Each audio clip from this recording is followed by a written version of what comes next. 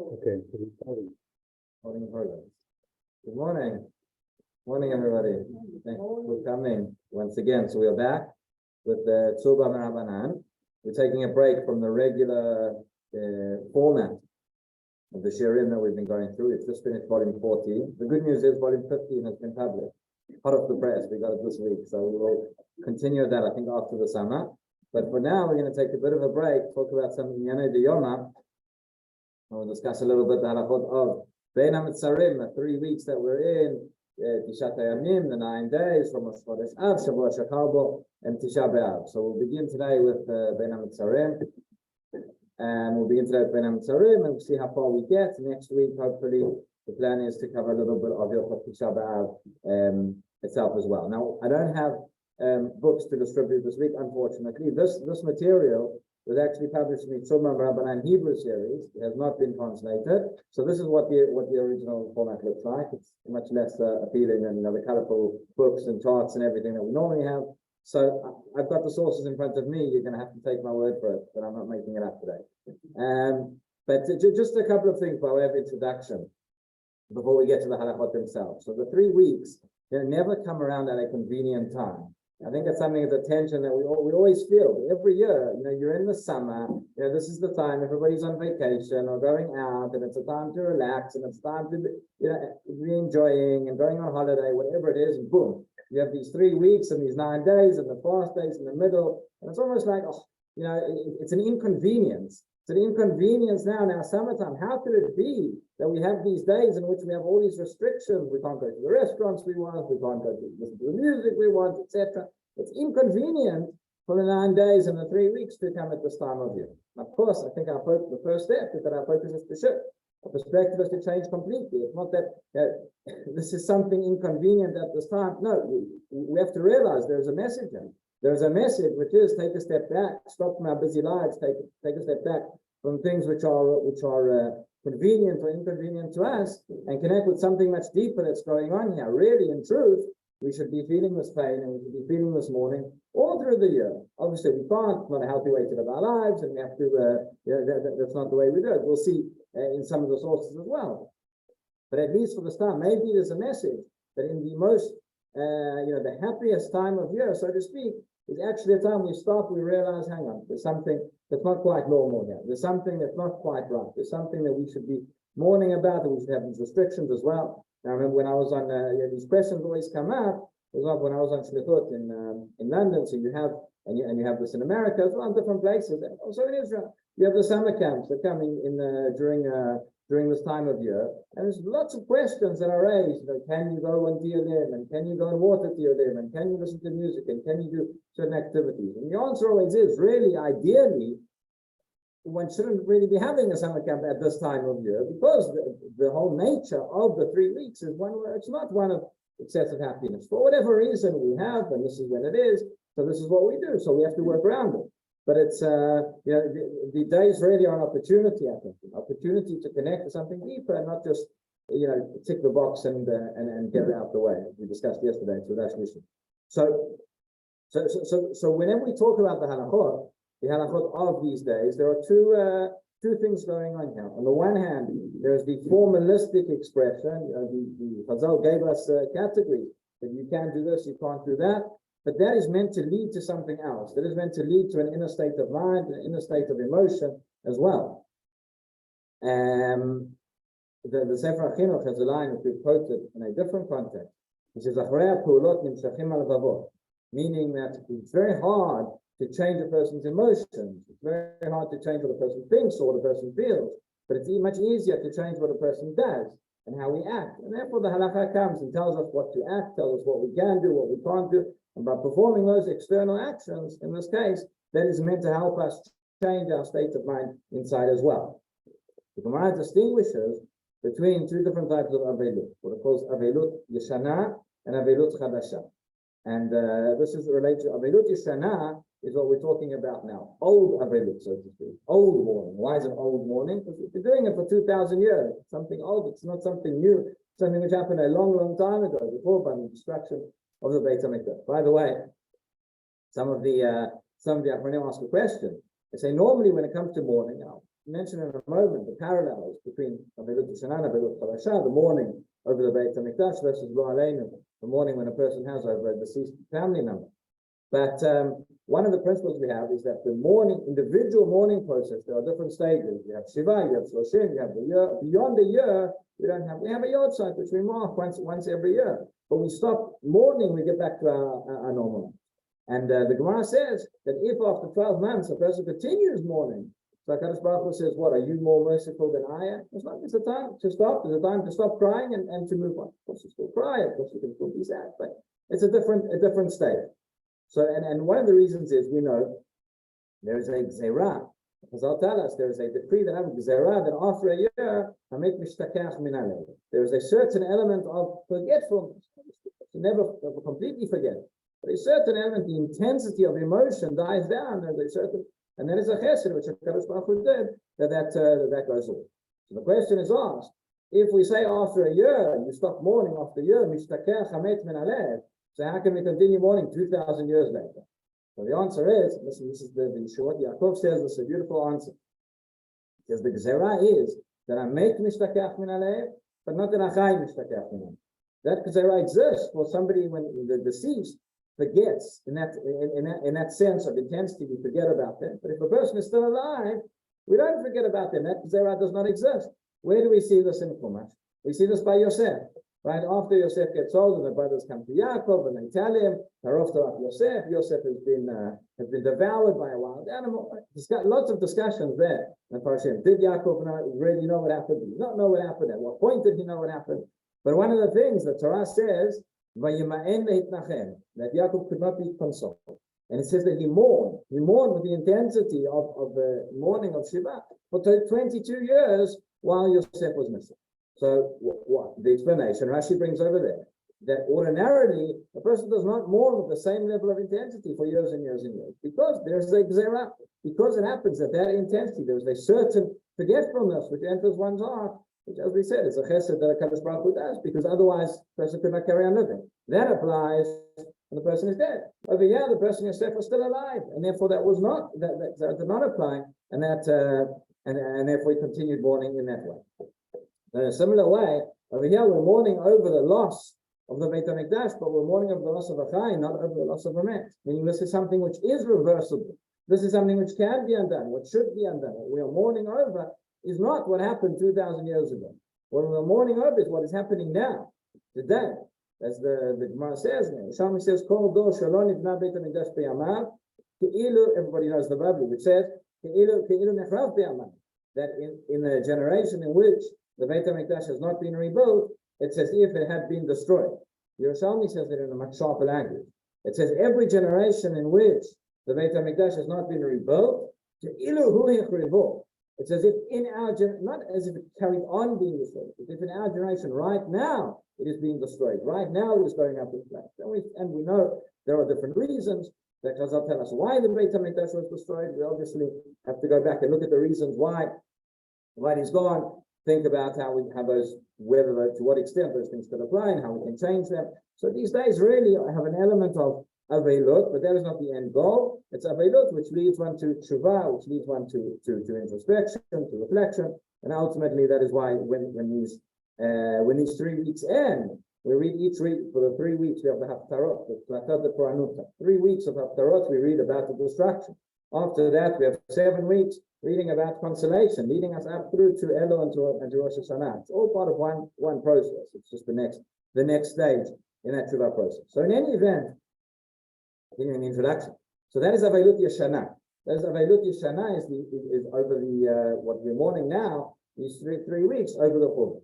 And then there is Avelut Chadasha. Avelut Chadasha means new mourning. Any individual, a person, a relative who passes away, and a person enters the mourning process. But quite famously, Rav Soloveitchik said that the stages of Avelut Yeshana correspond to the stages of Avelut Chadasha with one difference. The difference is they go in the reverse order. And so when a person enters the mourning process, a relative does, first you have the day of the funeral, the first day of mourning, the person doesn't put on tefillin. You have the Shiv'ah, which is the first week, the first 7 days, which is the most intense time period. Person basically doesn't leave their home. and all sorts of ordinary things. You are entirely focused on that week. Beyond that, you have the Shloshim. There's the next 30 days, person goes back to work, gradually you start doing things. There are still many restrictions, no haircut, and no shaving, and no listening to music, etc.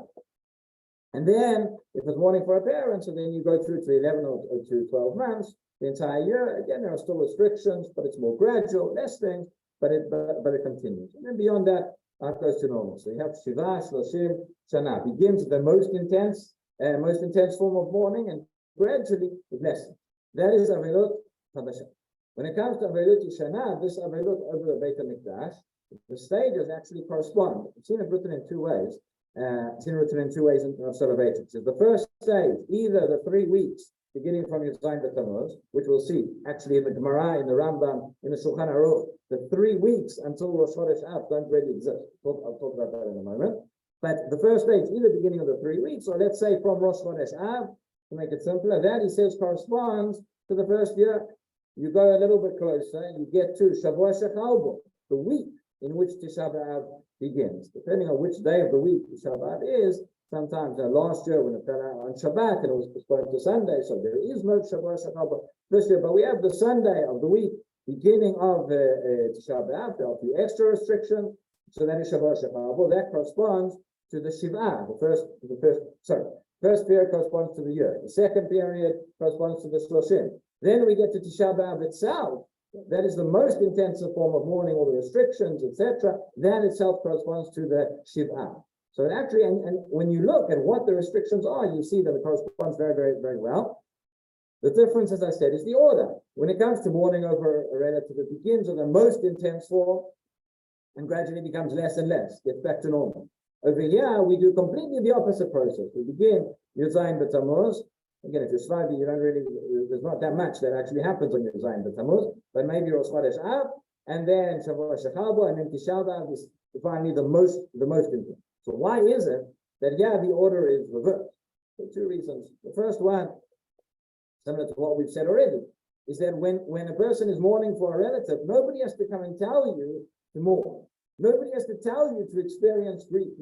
You experience it. It's natural. That's what happens. The person is enveloped in the sense of grief and mourning and loss, and that is the natural thing.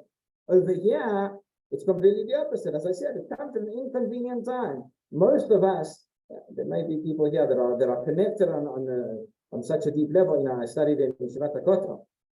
Nevensal was the Kotel Shabbat with the Rav of the old city. And he would walk in, every day he walked into the yeshiva and he would stop as he's about to walk into the Beit Midrash and walk out. He'd stand by the window, you could see the Makom HaMikdash, and he'd cry, and he feels it every night. He sits and he cries, and it's something which he is deeply connected to. But for most ordinary people, we live our lives and we don't think about it. We need to be eased into this process, and therefore, where we are going by this idea of Acharei Pulot and Tzachim Alavavot, we're creating the actions and creating the environment to help us connect and help us reach these feelings. So you can't just do it in one day. So you begin your Zayin B'Tammuz, you go through to Rosh Chodesh, Martin B'Simcha, until we get to Tisha B'Av, etc. That is one reason why, and it makes a lot of sense, why the order is changed, why it goes from less intense to more intense in this case. There may be another message as well in this, which is that when a person is mourning for a relative,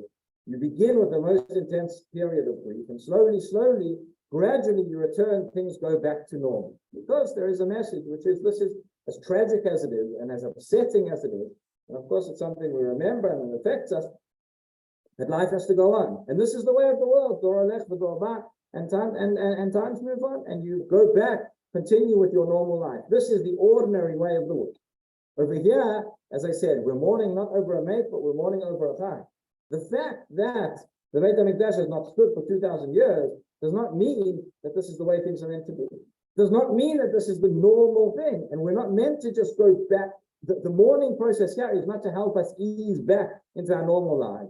The mourning process here is meant to awaken us and change things and realize that things are not normal and things should change and things should be different. And that's another reason why we go maybe in the reverse order. Okay. In terms of the halachot themselves, right? So I mentioned something which may sound a little bit cryptic at first. I mentioned it the other day between Mincha and Mariv as well. which is that the 3 weeks in the Gemara, aside from the Haftarot that we read in each of these Shabbatot, but if you look in the Gemara, and if you look at the Rambam, and if you look in the Shulchan Aruch, the period of the 3 weeks, beginning Yud Zayin B'Tammuz, certainly until Rosh Chodesh Av, doesn't exist. It does not exist. According to the Shulchan Aruch, there are no restrictions. All the restrictions begin. Certainly Tisha B'Av is mentioned. Certainly Shavua Shechal Bo Tisha B'Av that is mentioned. Rosh Chodesh Av to a lesser extent. The Gemara says, Mishnechnas Av Mema'atin B'Simcha. In the time that Av begins, we decrease in happiness. But most of the restrictions actually begin from Shavua Shechal Bo. For the entire 3-week period. For the Sfardim, a lot of things are unheard of. There is no difference. It's only later on that we find certain minhagim get added. As we'll see for the Ashkenazim, there are lots more restrictions that are added already from the beginning of the period of Bein Hametzarim. And what we see, this is why it gets confusing. When you open the Shulchan Aruch, normally the Torah, the Shulchan Aruch, is written in chronological order. Right, that's the way the Simanim are listed. So you open up the beginning of the Shulchan Aruch. What is Siman Orachayim? What is Siman Aleph? What does it talk about? It talks about Hashkamat Adam Baboker. When you wake up, what do you do when you wake up? You say Modeh Ani, you do Netilat Yadayim. Afterwards, it goes into the laws of Brachot and of Kriyat Shema and of Tefillah, and it takes you through the day. You open up Hilchot Shabbat.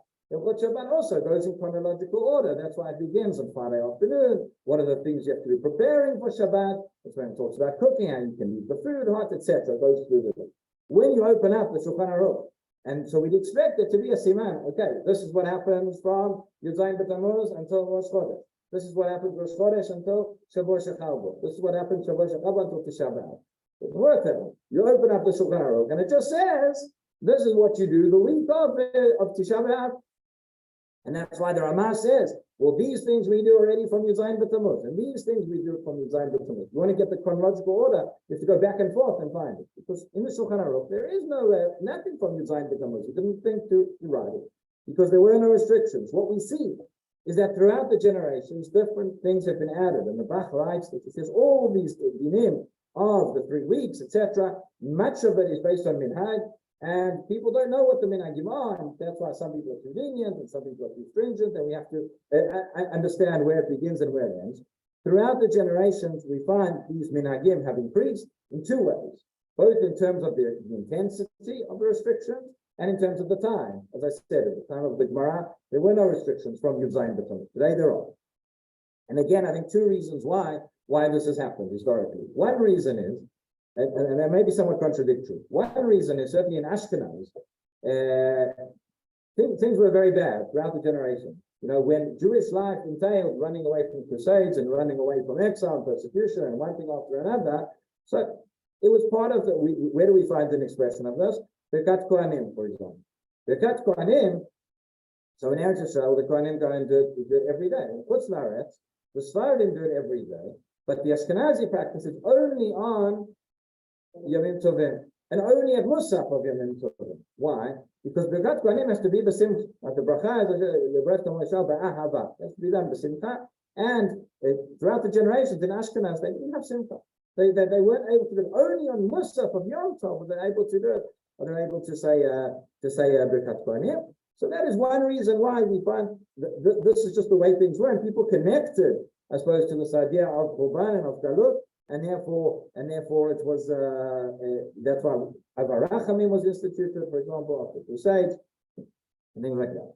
On the other hand, and this probably applies to us more nowadays, that we have extra restrictions, again, extra formalistic things which we have to do, those actions to maybe change our inner approach, because we are 2,000 years after the Churban, and we don't really feel it. We don't really feel it in a way that previous generations did. On the one hand, fortunately, because we are in a much better situation, but also unfortunately, because this is something we need to connect to. So there is a din in Shulchan Aruch that when one says Birkat Hamazon, one has to first cover up the knife. If you have the bread knife on the table, or any knife on the table, before you say Birkat Hamazon, the knife has to be taken away from the table, it has to be covered up. There are exceptions to this rule. On Shabbat it doesn't apply, but on the weekday it does. Why is that? So one of the reasons is called the Shibbolei Alechet. One of the Rishonim brings the following story. He says once somebody was benching, and they were saying Birkat Hamazon, and they got to the third bracha of Bnei Yerushalayim, and Rachem Hashem. And as they were saying these words, they were so distraught. This person was so distraught. At the morning, the destruction of Jerusalem, he picked up the knife and he stabbed himself. Now, you hear that story, and that sounds good. But who in the middle of benching is going to? But maybe there's a problem because we say bench and we mumble the words. We don't even know what they mean, and we don't even think about what they mean. So therefore, we have other types. Don't go stabbing yourself. That is not the outcome from this shiur. That's why the knife has to be covered and has to be put away to avoid them. But the point is, we do need these actions to help us connect to the side. Okay, so that is all by way of introduction, a very long introduction. Let's look now at some of the halachot. As I said, I have the sources in front of me, and you're going to have to just take my word that I'm not making them up. But you can look them up afterwards. Actually, one source where the idea of the 3 weeks does come up is in the Talmud Yerushalmi. Yerushalmi quotes the Haftarah, and we say for the first week after Yud B'Tammuz, and over there, Yirmiyahu has a vision of a makel shaked, of a stick, an almond stick, right? So the Yerushalmi says that fruit, it takes 21 days to blossom. Those 21 days represents these 3 weeks from Yud B'Tammuz until Tisha B'Av. Okay, the first restriction we're going to look at, the Rishonim discuss whether one is allowed to say the bracha of Shehechiyanu during these days. Bracha of Shehechiyanu, which we say for various things. When somebody buys a new item of clothing or buys a new item which is significant, which brings one joy, one would say the bracha of Shehechiyanu. One has a new fruit, one would say the bracha of Shehechiyanu. And of course, there are certain mitzvot which only take place at certain times where one would say the bracha of Shehechiyanu as well, for the Brit Milah, or the Pidyon Ben, etc. So can one say the bracha? What would be the problem of saying the bracha? So again, when we think about the words of Shehechiyanu, v'kimanu v'gyanu, lazman hazeh, we are celebrating the fact that Hashem has brought us to this time. Again, this is not a very good time. This is the 3 weeks. This is the time when the destruction took place. So therefore, is this something we want to be saying at this time of year? So the Beit Yosef in Siman Tafkuf Nun Aleph, he brings here the following. He says, Matzati b'tshuva Ashkenazit. So this is from the Maharil, who's one of the important Rishonei Ashkenaz. He writes the following. He says, "Levarech Shehechiyanu Bein Hametzarim Katuv b'Sefer Chasidim Delo." He says one should not say Birkat Shehechiyanu during these days of Bein Hametzarim. Yeah, you see Bein Hametzarim, which means the 3 weeks from Yud Zayin B'Tammuz. He says, "Nirei la'aniyut da'ati kegon milta d'efshar litzkulu." So he says, where do we say that you should not say Shehechiyanu? That is something which you can push off. So if somebody buys a new suit or a new pair of shoes, I don't know, or has a new fruit or something, he's going on pri or mabush, that you could have it now. You could wait a few weeks and you could partake of it there, and then you could say the bracha. So that you should push off. He says,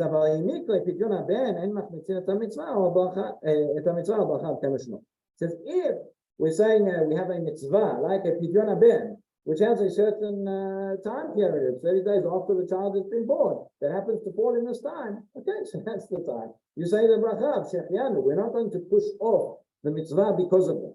We're not going to push off the bracha because of that. But it seems to be that in terms of buying a new item or having a new fruit, that should be avoided at this time, so as not to say the bracha of Shehechiyanu. By the way, people get confused very often between the halachot of Bein Hametzarim and the halachot of Sfirat HaOmer. But Sfirat HaOmer is also, we have a certain period of mourning, but that is much later, where that comes from, and it is not as restrictive, and the whole concept of saying the bracha of Shehechiyanu does not apply over there, but it does apply over here. So says the Shulchan Aruch, that was the Beit Yosef, which is Rabbi Yosef Karo as well, that is his commentary on the Torah, and then the sort of summary of the Beit Yosef is written for us in the Shulchan Aruch. So both were written by Rabbi Yosef Karo. Says the Shulchan Aruch, he says, Tov lizaher melomar Shehechiyanu ben Hametzarim al pri al mabush, aval al pidyon ben omer v'lo mitzvah mitzvah. So the conclusion is, one should avoid, where possible, saying Shehechiyanu on a new item or on a new fruit during these 3 weeks. The Ramah adds in, by the way, he says, if it's a fruit which is only going to be available for 3 weeks, you aren't going to be able to get it after Tisha B'Av, and then you could say the bracha and you could eat it. The Quran, the Vilna Gaon, rejects this din. He is completely opposed to it. He says all of this is an unnecessary chumrah, And those are his words. He says, Chumra Yeterai, this is an unnecessary Chumra. So according to the Shulchan Aruch and the Ramah, one should not say Shechianu during this time. According to the Vilna Gaon, there is no problem to say Shechianu during this time. So says the Mishnah Berurah, the resolution of this, he says nowadays the minhag has more or less been established. The minhag is that we do not say Shechianu. He says, but since we have the Vilna Gaon who says that one can, therefore, if you have a new fruit or you have something, he says wait till Shabbat. And then on Shabbat, during the 3 weeks, that is the time when you can say Shechianu, and that would be sufficient. That is the conclusion of the Mishnah Berurah. But what comes out of this as well is that this is not the time to buy new clothes. Those new clothes or new items or significant items that bring a person joy, which one would say Shechianu on, those should not be purchased during the 3 weeks. What about if that's the only time when you can buy it? So again, for all of these halachot, we have to remember that the 3 weeks until Rosh Chodesh Av is still going to be a little bit more lenient. Once we hit Rosh Chodesh Av, so we have a few days left, then we're going to be more stringent on everything, because the Gemara says, comes Rosh Chodesh Av, we are mematim b'simcha, we reduce our simcha, and therefore we have to be more stringent. But let's say for the beginning of the 3 weeks, there's a sale where it's really going to be that's the only time of year that one can buy this item, and it's going to be a significant loss if one would not buy it. Then it would be permitted. Still better not to say Shechianu or to wait to wear it until after the 3 weeks and then say Shechianu. But Moshe Feinstein has a interesting tshuva in which he's asked about all different items purchasing during the 3 weeks and whether it's permitted. So he talks about shoes, for example. So he says somebody who has no shoes or needs new shoes, the shoes is broken, whatever it is. He says,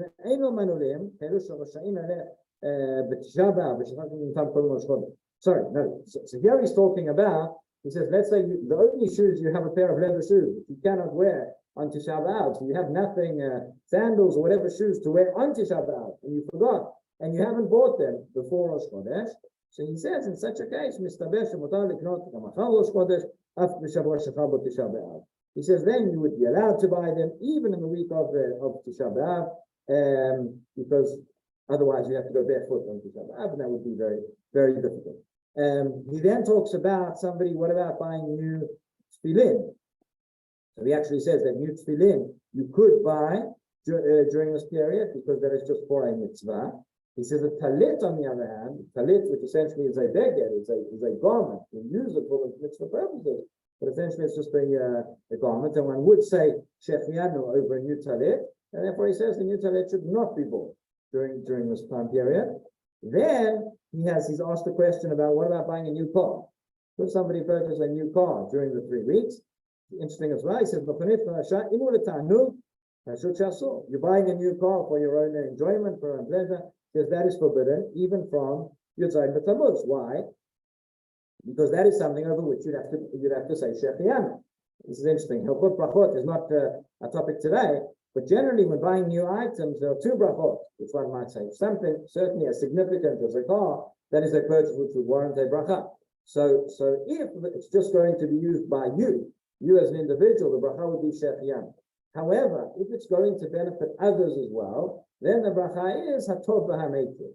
That is the bracha we say for something which benefits not just me, but benefits others. So the entire family is going to use it. That would be the bracha would be hatov v'hametiv. And he says in such a case, they would also be forbidden during this time, because he says like this. He says וגם הם נהנים מזה, אסור מראש חודש, כמו בעניין של שמחה שעשו.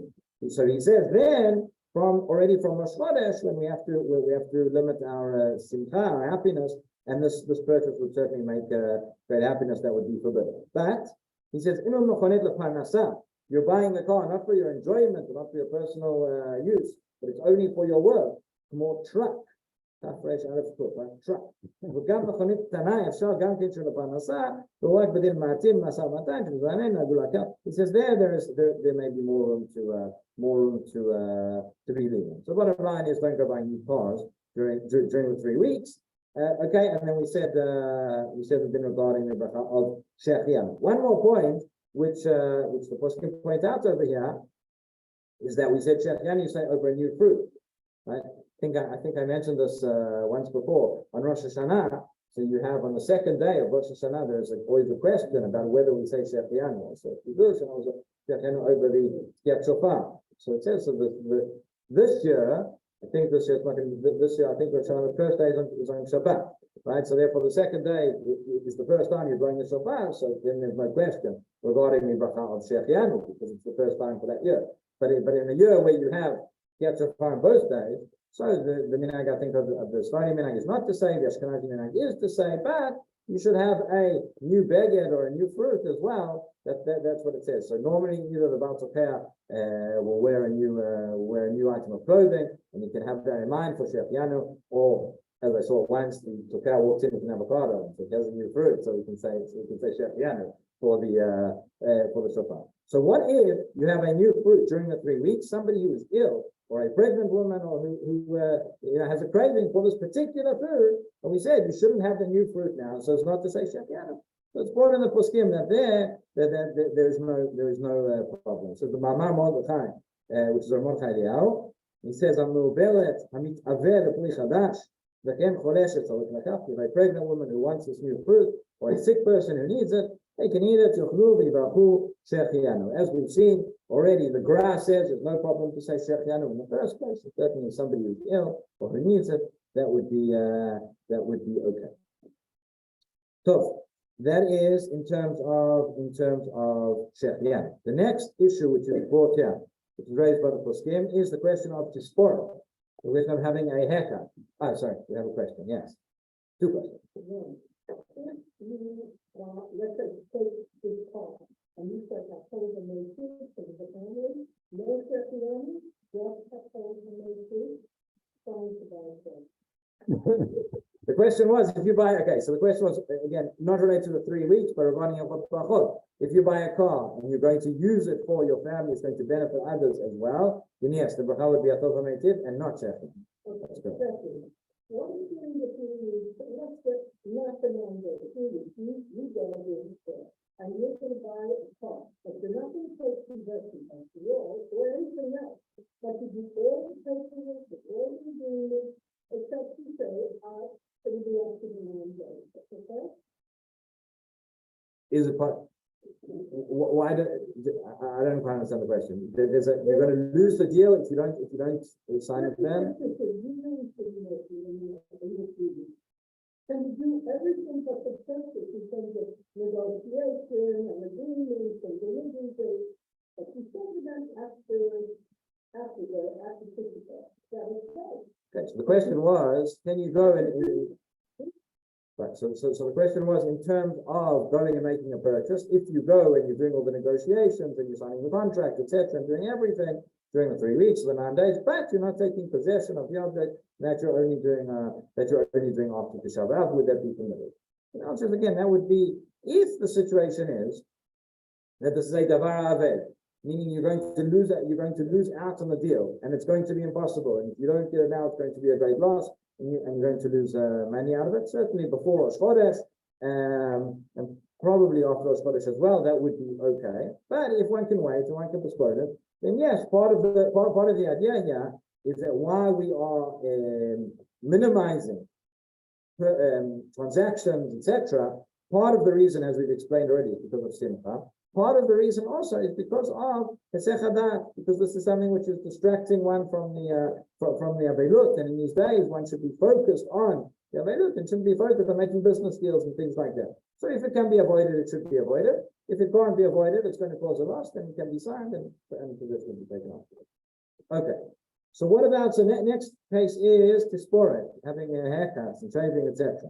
So here we have the Mishnah Masechet Tanya, which again does not mention the 3 weeks.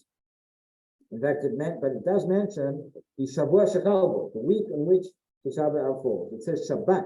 That is a word in the Mishnah. The word Shabbat is often synonymous with the word Shavua. It doesn't mean on Yom Shabbat, it means the week. So Shabbat Shechal Tisha B'Av Yot Torah, the week which contains Tisha B'Av, Asur min Safer L'Chabesh. In that week, one is not allowed to have haircuts. Just the week, Shavua Shechal Bo Tisha B'Av, and that is what the Shulchan Aruch is going to say. But the Rama as we said before, the Ashkenazim here extend it and are more already stringent from the time of Yudzayin B'Tammuz. So the Shulchan Aruch says, Yesh mi shomer shenagu le'asor kol shavot shelefanav. Right, there are those who say that one cannot shave or have haircuts the week of the Shabbat. Says the Rama, אנחנו נוהגים להחמיר מתחילת ראש חודש לעניין כיבוס, regarding freshly laundered clothes.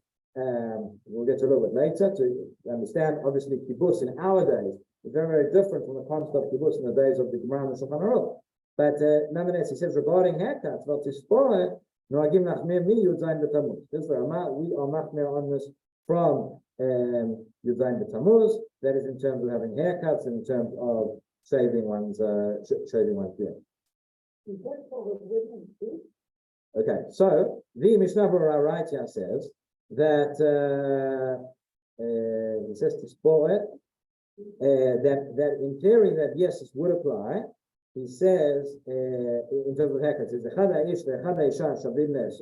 he says both for men and women there would be a prohibition. However, he says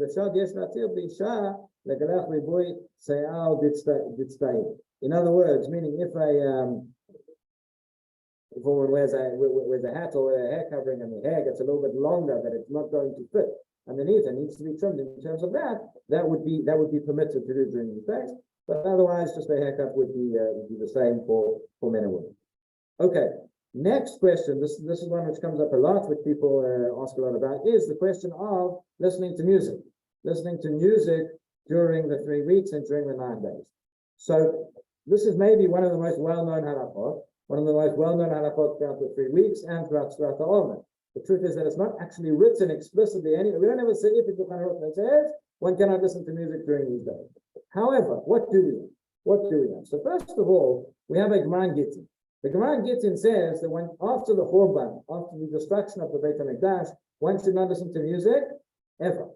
That they made it agree that one does not listen to music. The Gemara over there is talking about live music. Just before I scare you all off, the most common and prevalent minhag is that nowadays we do listen to music. We'll understand why that is, and why that is not necessarily a contradiction against this Gemara.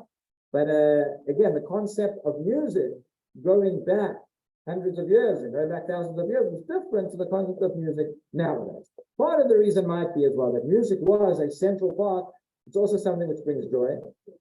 But it's also something which was a central part of the service in the Beit HaMikdash. We had the Shirat HaLeviim, they would go and they would sing, and it wasn't appropriate to continue using that music after once the Beit HaMikdash was destroyed. But it also seemed that music, this was in those days, was something which was far more of a luxury, was far more something which really brought a level of, it wasn't adverts that were playing in the background. It wasn't something which people were listening to all the time. Nowadays, sometimes we just have music playing, get on a bus and there's music playing, it's something maybe you don't even think about.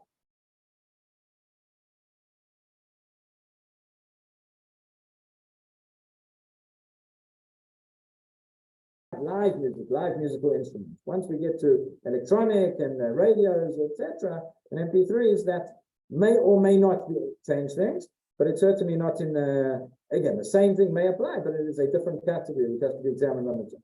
So first of all, the Gemara over there says that we don't listen to music as a sign of mourning for the Lord. As we've said, for various reasons, because Kim say throughout the generations, that the minhag nowadays is that we do. There are Yechidei Skula, there are certain individuals out there who still don't listen to music, but the far more prevalent idea is that we do. And again, the concept behind it, that this is not something which is as exceptional as it was in those days. It's not something which brings the same level of joy, and therefore it would be throughout the years it would be permitted. However, the poskim right that although we don't, we aren't going to be stringent necessarily not to listen to music the entire year. There is a time when we are, Lord Kulenu is focused on the loss of the Mikdash, and we are focused on his mourning for the Churban. That is a time when it would be appropriate to refrain from this to a certain extent. And therefore, the Magen Abraham, there's one of the commentaries on the Shulchan Aruch, right? He says, "Nirali de'asur la'asot rikudin u'mcholot mi'udzayin v'tamuz ve'il." This is the source for not listening to music during the day. Now, he doesn't say, you'll notice, he doesn't say don't listen to music. But he says that we don't do rikudin u'mcholot, which means dancing and the type of music which is going to lead one to to dance, very, very upbeat, very happy, very celebratory sort of music. So the way the poskim talk about it is like this. First of all, so Chazon Avadia Yosef, he'll say on the Taniyot, he writes as follows. He says, "Af al pi shemutar meikar adin nishma b'shar yomot hashana derech haradio v'asham kol shirei kodesh u'meluvim b'klei negina." He says, although throughout the year, he says, meikar adin, one is permitted to listen to music. Mikol makom b'mei Bein Hametzarim yesh lemanah min hashamayim. He says, during Bein Hametzarim, it would be appropriate to refrain from listening. Miu b'simchat mitzvah, k'von simchat matan v'kala, or milah pidyon haben, or bar mitzvah, or sim masechet.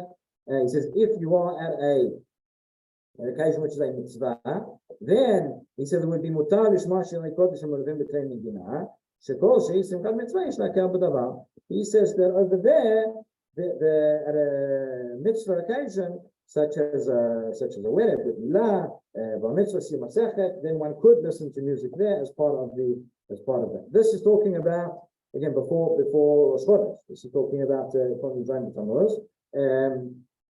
and he says there for a mitzvah, even to the extent that you could listen to live music. But Mordechai Eliyahu, number 94:6, says no. He says there, it's a simchat mitzvah, you could listen to it without live music. You could have singing, or you could have maybe electronic, but not live. So essentially, the question that then gets asked is, according to listening to live musical instruments, according to just about everybody, is going to be, certainly from Rosh Chodesh Av, is going to be forbidden. And even before that, Rav Avadia was going to be make out for a Sudat Mitzvah, but Rav Mordechai was machmir on that as well. We're talking about what's more common, not live musical instruments, but listening on the phone or listening on the radio, etc. So essentially here, the way the poskim approach this is they divide it into more or less three categories of music. There is what the Magen Avraham spoke about when he said Rikudim Macholot. Music which is very, very upbeat. The kind of music that you play in order to dance to, that you play as part of the celebration, of Simcha. This is going to be related to the type of music. It's going to be related to the volume of the music as well. That everybody agrees is forbidden. That would not be during the feast. Let's go to the other extreme, which is sad music. Mentioned Svata on there before, but if we go into by way of illustration. So imagine in the middle of Sfrat HaOmer, a person goes to a tekes for Yom HaShoah or Yom HaZikaron or something like that, or and they have music in the background, which is sad music. That is not a prohibition of listening. That is not there to make you happy. That is part of to enhance the mood, and that is part of the Churban. So if somebody made a documentary film or Tisha B'Av and includes sad background music, something like that, that would not be included. So those are the two extremes. What's in the middle? In the middle is most of the music which we listen to today, which is on the one hand, a person listens to it in order to enjoy. A person listens to it, provides a certain level of calm, a certain level of simcha maybe. But it's not the kind of thing that you're necessarily going to get up and start jumping around. So there, as I say, from a live musical instrument would be forbidden. When it's played on the radio, etc. So here we have different opinions. There are those who say that since this is something which is regular, which one is used to, it's not causing excessive joy, etc. From Rosh Chodesh Av, most would say it's still appropriate to refrain from. But from Yom Tammuz until Rosh Chodesh Av, there are those poskim who would say that one can listen to softer music in the background. There are those who say that even then it's better to refrain, and everybody should follow them in. Those are the opinions. In terms of if one is putting on music for the sake of listening to music. There are a few interesting sort of intermediate cases. Rav Mordechai Eliyahu, in his Ma'amar Mordechai, brings a couple of these cases here. He says, what about Ganenet hanitzrechet nashmea le'yeladim shirim al manat la'asikam u'lishtaret aleim? So he says, you have a Ganenet, you have in a kindergarten, you have in a Keitana. It's long finished, but you have in a Keitana, right? At this time of year, and the Ganena wants to play music for the kids, for the kids in order to keep them busy, etc. So he says there, certainly he says, he says until Rosh Chodesh, no question, they can play the music. Bein Shiur, ad gil 5 or 6, it's appropriate to play the types of songs that are related to the time of year, but that is again for small children and before Rosh Chodesh, no problem. What about Tet, Shomea Chadashot? somebody is listening to the news, not recommended, but somebody is listening to the news. Right? You're listening on the radio and they have their jingles in between. So some of them, you'll notice, some of the radio stations, for example, during the 3 weeks, they change their jingle. They change it to an a cappella one, softer thing. Is that required? Because one have to change the channel every time you're listening to the news. So he says, you don't need to turn off the radio for that reason. If it's words with inappropriate lyrics, etc., then you need to turn off the radio whatever time of year. But he says if it's just a jingle, that's fine. Right? That's not considered listening to music for the sake of simcha. Right? I mean, I heard once somebody said to me, the problem is listening to music that gives you enjoyment. The music that the jingles in between the news and the advertisements, that just annoys a person. So you wouldn't have to. Sometimes you do find people singing along to them, right? But that you wouldn't have to turn off. He says if somebody is mahmir not to listen even to them, so that is tavar bracha. And then he says, what if you call somebody? I think there's common today, but there was a time when it was very popular. You call somebody on the phone and their ringtone is a jingle, is a song. Which you hear, you have to hang up the phone. How are you going to get hold of it? He says, no, you don't have to hang up the phone there. That's not, you're hearing the music while you're waiting for the person to answer. Again, that is not for pleasure, that is not for enjoyment, that's just to make your waiting a little bit less boring, and therefore that would be allowed. Okay. Yeah.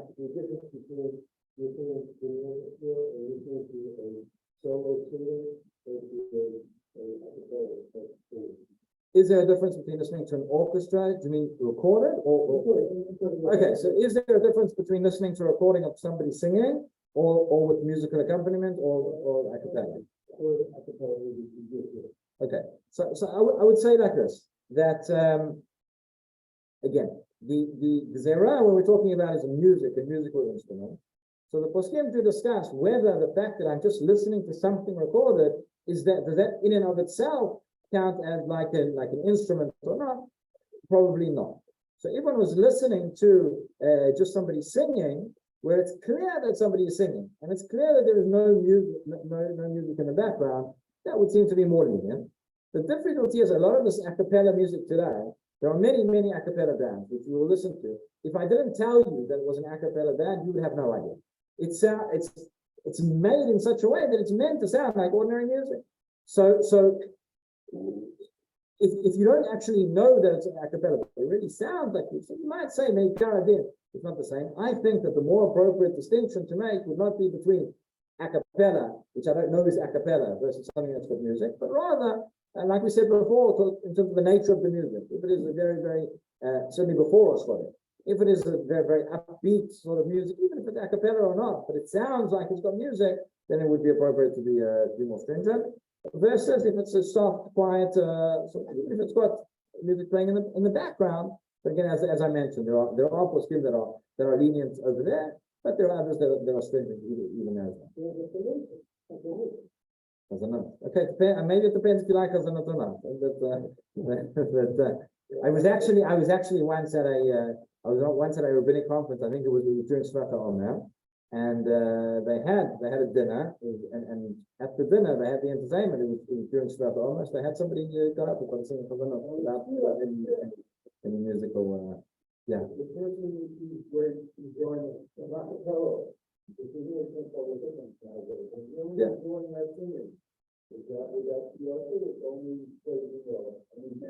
So again, the question was, a person really gets great enjoyment from hearing a cappella music. Would that be so? So I think from Rosh Chodesh Av, which is the time we say so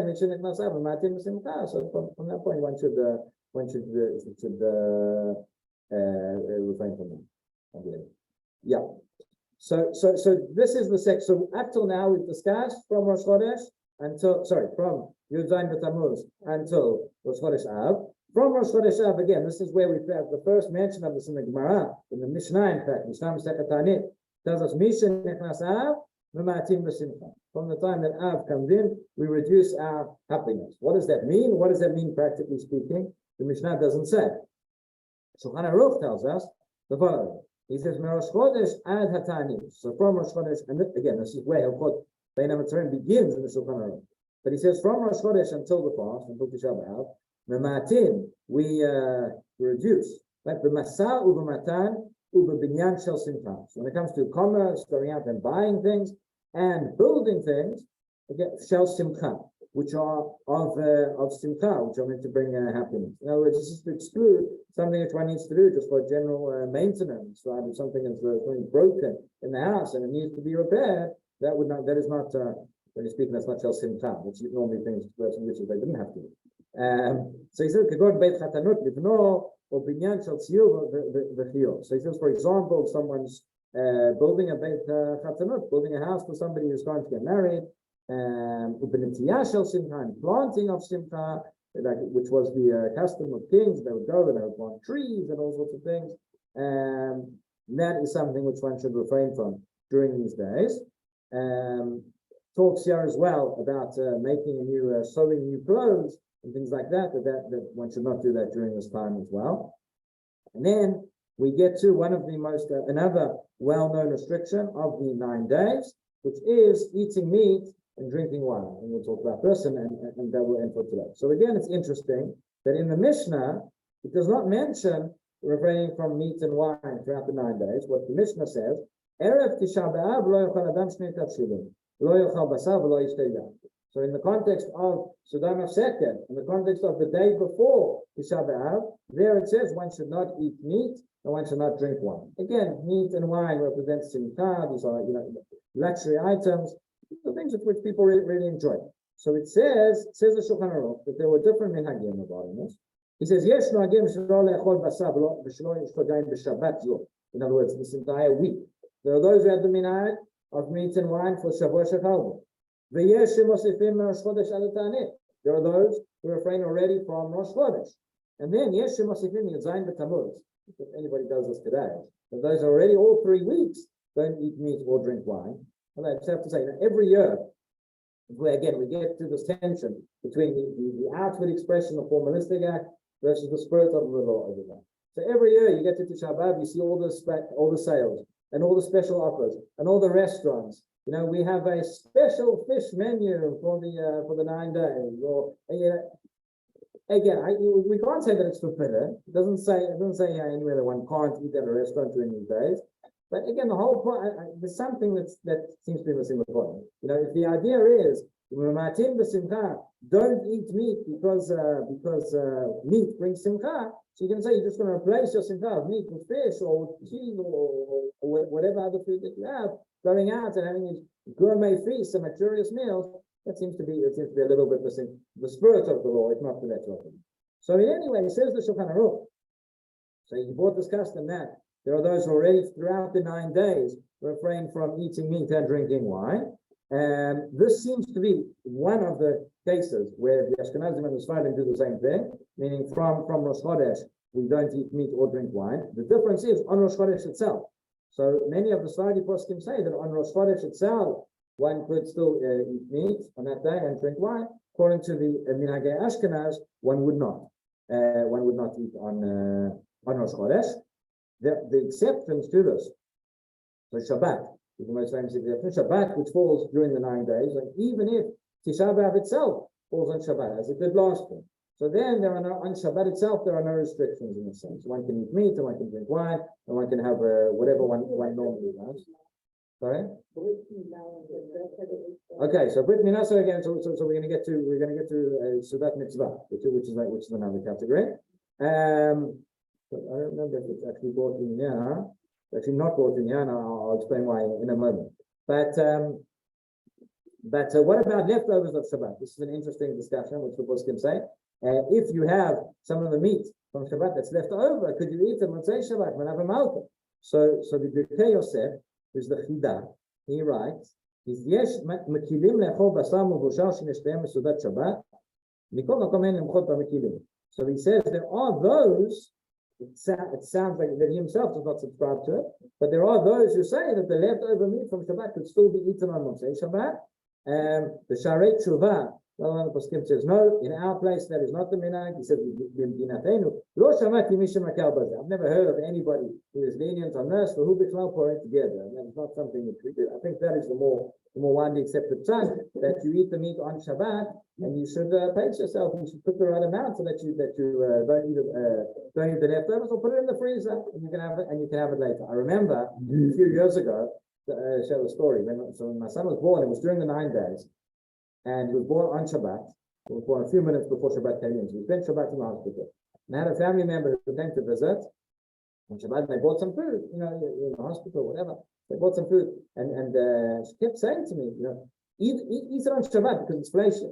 And I was, at the time, I wasn't thinking 9 days or anything, something's just been born. And I kept thinking, why is it so machmir about Onik Shabbat? It's like, you have to eat it on Shabbat because it's fleishy. But you kept telling me, make sure you eat it on Shabbat. I thought you wanted to have this Onik Shabbat.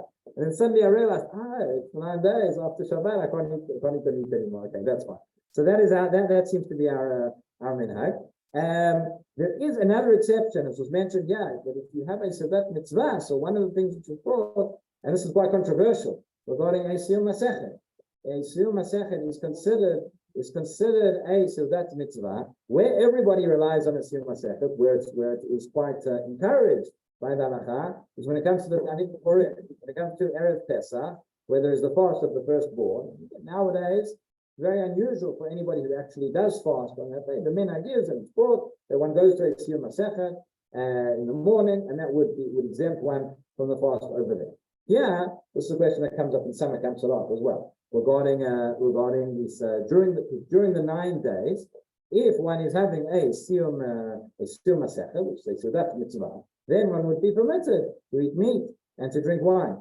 So is that something that should be relied upon? Is that something that should be? So minhag Chabad, I believe, is actually they are very the minhag that they have a Shiur, I think, every day. And they believe that there's an inyan to go and to have this to have the Suda.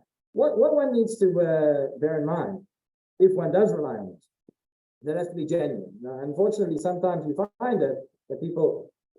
Another case that occurred, we were on a summer camp a couple of years ago, and it was during the 9 days, and they wanted to eat meat, but they didn't have anybody who was making a Shiur. So they came. So the question was asked. There's somebody on the camp who finished the Masechet 2 years ago, and he remembered that he never made a Shiur. Can he make the Shiur now, and can we eat the meat? My answer was no. That's not what I mean. If somebody has a fixed learning, so for example, we have a Gemara Shiur every week, and if it happened, we just finished the Masechet, so we're going to have Bezrat Hashem the Shiur at some point after the Shabbat. But if it so happened that you're having the learning every day, and the time when you finish is during these 9 days, that's the date you finish. You make the Shiur there and there when you finish. That is the Simcha, that is the Suda. Then there's no problem. Again, everybody who is partaking of that meal should be participating in the Shiur as well. It's not just somebody has a Shiur and they finish that, and they have the leftovers and leave it around and give it to everybody to eat the meat. No. If you are there and partaking of that meal, and if you're partaking of that simcha and you're partaking of that suda, so then it would be permitted. Again, there's a lot of discussion in Poskim whether one can do this intentionally, whether you can learn something and slow down or speed up in order to finish it during the 9 days to eat meat. There's another question that came up a lot over the last few years was, can you do a Shiur Masechet over Zoom? Does that allow one to eat meat or not in this way? But in any event, it's more common, for most people to go these. It's really just a week because you have Shabbos in the middle. And to go a week without eating meat, if that's all we have to do in order to remember the Korban, in order to give some attention in our lives to the destruction of the Beit HaMikdash, that is something that most people can live with. There is also discussion here about somebody who's a choleh, a pregnant person, or a pregnant woman, or a woman who's just given birth, who needs to eat meat for health reasons. That would be acceptable. There's no problem. Also, a discussion about young children. Essentially, young children, if it's under the age of chinuch, so if that's what they need and that's all that they can eat is the meat, then there's no problem. Once children are a little bit older, to understand a little bit the concept, then it's better to give them what everybody else is eating. What? Meat, chicken is included in meat as well. Yes, this includes chicken. Okay. So I think I've come for today. We'll end it there. Next week, there's a few other issues that come up during the 9 days, which we may mention one or two of them, although by the time we get to the Shiur, the 9 days will nearly be finished. But then we'll discuss more of Hilchot of Tisha B'Av itself. I also heard one that you could even do a wedding in the Sakana that the Sakana is It's like another, like a friend's going to run away, but I think the bigger